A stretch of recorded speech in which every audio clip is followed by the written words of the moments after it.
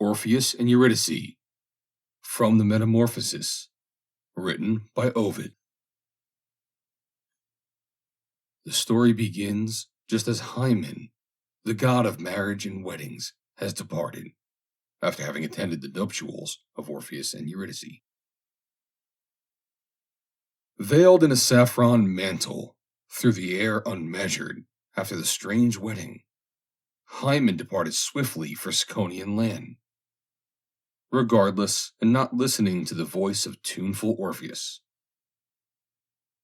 Truly, Hymen there was present during the festivities of Orpheus and Eurydice, but gave no happy omen, neither hallowed words nor joyful glances, and the torch he held would only sputter, fill the eyes with smoke, and cause no blaze while waving. The result of that sad wedding proved more terrible than such foreboding fates. While through the grass delighted naiads wandered with the bride, a serpent struck his venomed tooth in her soft ankle, and she died. After the bard of Rhodope had mourned and filled the highs of heaven with the moans of his lament, determined also the dark underworld should recognize the misery of death, he dared descend by the Tenarian gate down to the gloomy Styx, and there pass through pale glimmering phantoms, and the ghosts escape from sepulchres, until he found Persephone and Pluto, master king of shadow realms below, and then began to strike his tuneful lyre, to which he sang, "O deities of this dark world beneath the earth, this shadowy underworld, to which all mortals must descend. If it can be called lawful, and if you will suffer speech of strict truth, all the winding ways of falsity forbidden, I come not down here because of curiosity to see the glooms of Tartarus, and have no thoughts to bind or strangle the three necks of the Medusan monster, vile with snakes. But I have come because my darling wife stepped on a viper that sent through her veins death poison, cutting off her coming years. If able, I would bear it. I do not deny my effort.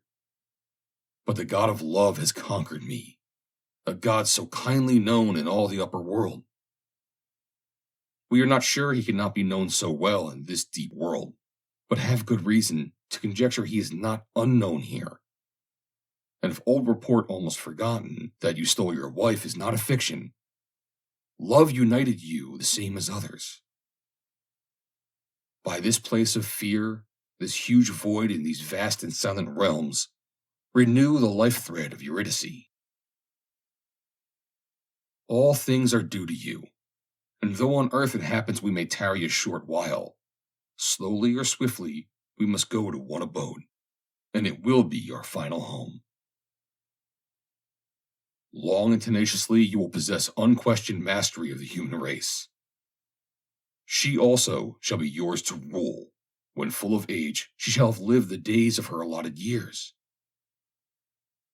So I ask of you possession of her few days as a boon. But if the fates deny to me this prayer from my true wife, my constant mind must hold me always so that I cannot return, and you may triumph in the death of two." While he sang all his heart said to the sound of his sweet lyre, the bloodless ghosts themselves were weeping, and the anxious Tantalus stopped clutching at return flow of the wave. Ixion's twisting wheel stood wonder-bound, and Tityus's liver for a while escaped the vultures, and the listening Bellides forgot their sieve-like bowls, and even you, O Sisyphus, sat idly on your rock. Then fame declared that, conquered by the song of Orpheus, for the first and only time, the hard cheeks of the fierce Eumenides were wet with tears. Nor could the royal queen, nor he who rules the lower world deny the prayer of Orpheus. So they called to them Eurydice, who still was held among the newly arriving shades, and she obeyed the call by walking to them with slow steps, yet halting from her wound. So Orpheus then received his wife, and Pluto told him he might now ascend from these Avernian vales up to the light with his Eurydice. But if he turned his eyes to look at her, the gift of her delivery would be lost. They picked their way in silence up a steep and gloomy path of darkness.